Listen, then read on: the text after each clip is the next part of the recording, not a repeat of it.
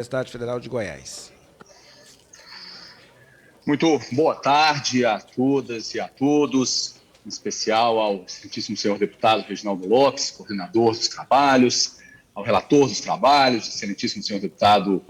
Agnaldo Ribeiro, e também ao excelentíssimo senhor deputado Ivan Valente, autor do requerimento de número 12, que pediu e que solicitou o comparecimento da minha pessoa, na verdade representando o primeiro grupo, núcleo de estudos de uma área do conhecimento interdisciplinar entre a ciência política, o direito, a sociologia e a economia, chamada de estudos sociofiscais, que a gente tem desenvolvido na Universidade Federal de Goiás. Como o tempo é curto, eu vou tentar o mínimo possível fazer divagações teoréticas, acadêmicas, filosóficas, e caminhar para uma série de proposições muito específicas quanto ao âmbito da administração tributária, que os nossos estudos, em especial na confluência entre o direito tributário e a teoria política, especialmente a teoria democrática contemporânea, nos permitem fazer. Eu parto de uma constatação que ainda é de natureza histórica ou histórico-estrutural. O Estado, tal como nós o definimos na modernidade, isso que alguns chamam de Estado constitucional, que outros chamam de Estado liberal, que outros chamam de Estado capitalista ou de Estado democrático, se define e se organiza a partir das suas administrações fazendárias. Os estudos sociofiscais, desde, por exemplo, um autor chamado Norbert Elias,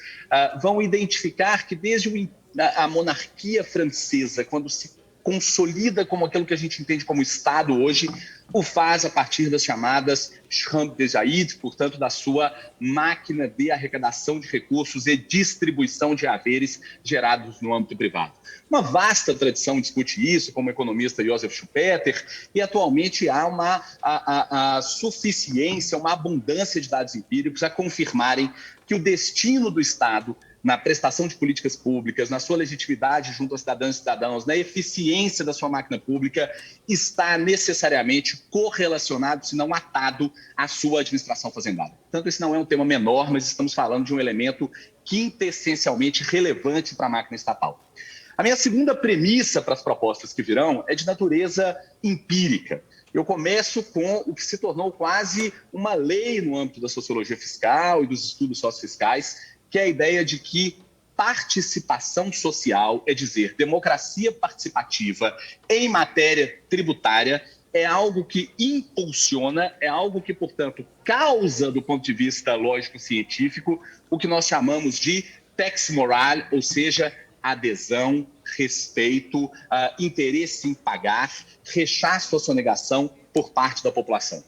Eu cito aqui, por exemplo, um estudo que foi feito em toda a União Europeia por um autor chamado Ben Torgler, que percebeu que ali onde a população se envolve via conselhos, conferências, plebiscitos, referendos, nos processos decisórios tributários, o índice de moralidade fiscal, o índice de aceitação da norma tributária é muito maior. Dessa premissa se desdobra uma outra, também detectável empiricamente, que dá conta de que o quão mais participativa é a gestão tributária, maior é a adesão à norma tributária, maior é o compliance tributário. Cito aqui um estudo que foi feito por autores dos Estados Unidos, mas sobre o Brasil. Municípios que tiveram orçamentos participativos tinham muito maior adesão às normas de ISS, às normas de PTU, às normas de TBI, portanto, de tributos da competência municipal. Sigo com mais um dado empírico, esse produzido pelo nosso grupo de estudos e pesquisas sociofiscais, em uma pesquisa financiada pela FENG e pela FEBRAFIT, em que nós, pela primeira vez, medimos como a população brasileira, um survey grande com amostra nacional, percebe a obrigação de pagar tributos. E detectamos que nada menos do que 57% da população concorda com a ideia de que o fisco, a fiscalização, o combate à sonegação devem ser priorizados e fortalecidos pelo Estado. Portanto, há apoio popular para que a administração fazendária seja suficientemente fortalecida. Mais do que isso, há uma miríade também de estudos empíricos que indicam que estados que combatem desigualdades são mais democráticos e estados que são mais democráticos tributam mais progressivamente. Com base nesses dados empíricos e nessas premissas teóricas, eu passo às propostas que elaborei no âmbito da discussão da PEC 45. A primeira delas,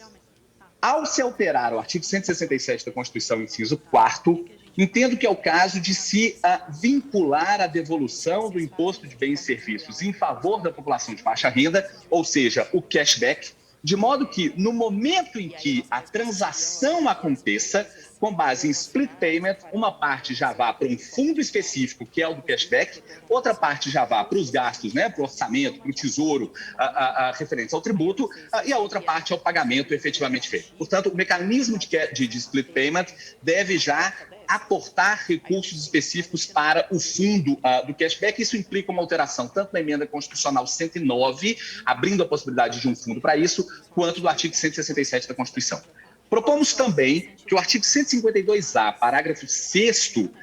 que a Constituição receberá após a PEC 45, dê ao Comitê Gestor do IBS a seguinte competência: assegurar meios de transparência ativa, de participação social e de responsabilidade democrática na administração fazendária, nos processos decisórios regulamentares e nos órgãos reguladores. Portanto, esse comitê passa a ser um conselho gestor participativo, como tantos outros que existiram e que vão existir nos governos Lula, Dilma e nesse terceiro governo Lula. Proponho também que, na proposta de lei complementar, e a mais discutida é aquela do Centro de Cidadania Fiscal, do CECIF, para regulamentar a PEC 45, lá no seu artigo 24, inclua-se um parágrafo 2º para dizer que o Conselho de Administração do IBS observe a diversidade de gênero e de raça na sua composição, incluindo, portanto, ao menos 3 mulheres e ao menos 3 pessoas negras. Nós temos vastos estudos, eu convido vocês depois a conhecerem, que indicam o problema da falta de representatividade, de diversidade no campo da administração fazendária no Brasil e do próprio direito tributário de maneira mais ampla. Propõe o inciso 4º no artigo 25 da proposta de lei complementar, que dê a competência ao Comitê Gestor de se convocar bienalmente a Conferência Nacional Cidadã do IBS, assim como as respectivas etapas regionais e elaborando os respectivos regimentos. Portanto, a lógica de democracia participativa via conferência será estendida para o âmbito tributário a partir da gestão interfederativa do IBS. Propõe que no artigo 27 do modelo de lei complementar do CECIF, nós acrescentemos o inciso 7º, dando competência à diretoria executiva do Comitê Gestor do Imposto de Bens e Serviços a atribuição de divulgar anualmente um balanço sociopolítico do IBS, indicando perfis demográficos mais onerados, apresentando avaliação de impacto econômico-comportamental, né, aquela coisa da behavioral economics, quanto ao imposto seletivo, e avaliação do impacto da política pública de equidade federativa concernente à Zona Franca de Manaus. E, finalmente, ainda no âmbito da administração fazendária, eu proponho que o CAT, né, o Conselho Administrativo Tributário, o atual CARF, seja eleito segundo mecanismos de democracia participativa eletrônica em etapas que seguem desde múltiplas candidaturas que vão se filtrando até chegarmos às mais votadas. E esse CARF terá em sua composição, como atualmente, as confederações que representam categorias econômicas, CNI, CNA, etc., mas também centrais sindicais, não apenas para litígios tributários previdenciários, mas para todos, e associações civis ou consórcios de associações civis com abrangência nacional, mais de 5 anos de existência, e cujos atos constitutivos apontem em alguma medida para a justiça fiscal. Além disso, pode ser composto por representantes de associações científicas que tenham em seus quadros ao menos 50 doutores nas seguintes áreas: direito, economia, ciências contábeis,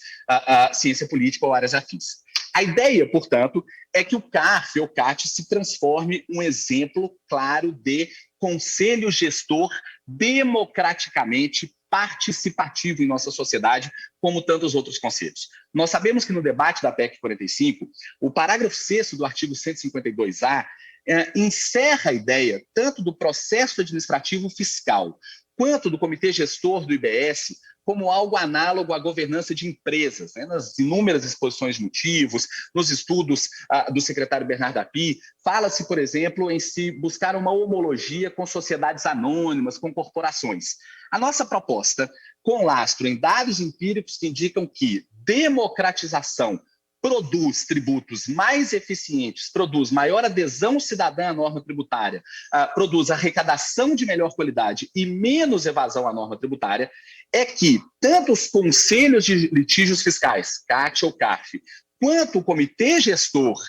do IBS sejam entendidos como espaços estatais abertos à participação da sociedade civil. E, claro, no caso do processo administrativo tributário, que haja um voto de qualidade para o Estado, porque ali estão representantes já umbilicalmente, nativamente regidos pelo regime jurídico de direito administrativo. Tudo isso que foi dito aqui, gente, está baseado em muita pesquisa empírica e uma série de relatórios que, infelizmente, não dá tempo de apresentar aqui. Eu convido Vossas Excelências e Vossas Senhorias a conhecerem onde essas ideias estão, www.sociologiafiscal.com, ou me escreverem, francisco@sociologiafiscal.com, e todo o nosso grupo, a nossa equipe interdisciplinar na Universidade Federal de Goiás está à disposição dessa comissão para que produza, em conjunto com a sociedade civil, o melhor trabalho possível. Muito obrigado a todas e a todos.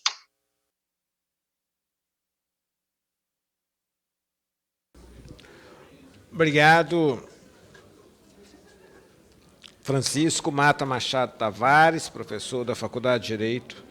da Universidade Federal de Goiás. Vou passar a palavra ao professor Celino Valença por 5 minutos.